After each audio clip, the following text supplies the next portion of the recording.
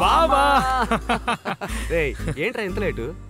రేయ్ రాత్రిళ్ళు బయటికి వెళ్ళకూడదని పెళ్ళం ఒకటే టార్చర్ పెడుతోందిరా. సర్లే అది వదిలే. నువ్వెలా ఉన్నావు? ఏదో ఉన్నాను మామ. ఎప్పుడు ఒకటే నస. డ్రింక్ చేయకూడదని ప్రామిస్ చేయించుకుంది. అది పర్లేదు మామ.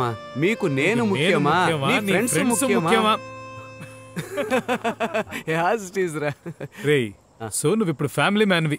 అవునరా మామ. ఈ ఆడాలి ఇంట్లో కూర్చుని వాళ్ళు వేసుకున్న బ్లౌజులకి, కొట్లో ఉన్న పట్టు చీరలకి కలర్ కాంబినేషన్ ఎలా ఉంటుందో మనసులోనే ఊహించుకుంటారు. కానీ మనకి ఉదయం వేసుకున్న డ్రాయర్ కలర్ కూడా గుర్తుండి చావదు. అవునరా, ఎవరికి తప్పేది కాదు.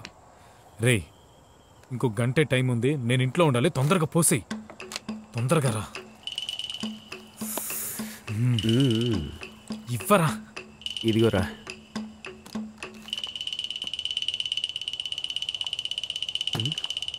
ఏంటి మావా?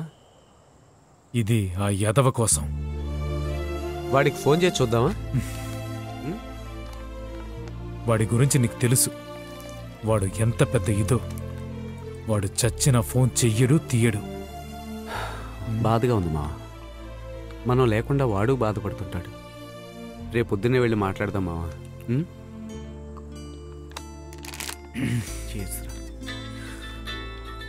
రే వెళ్ళిన ఫోన్ మీద ఫోను. నేను బయలుదేరుతాను. ఈ డ్రింక్ ఇట్స్ ఓకే. ఆడెలా లేడుగా, ఇది కూడా నేనే వేసేస్తా. ఓకే మావా, see you. Bye bye. Bye by.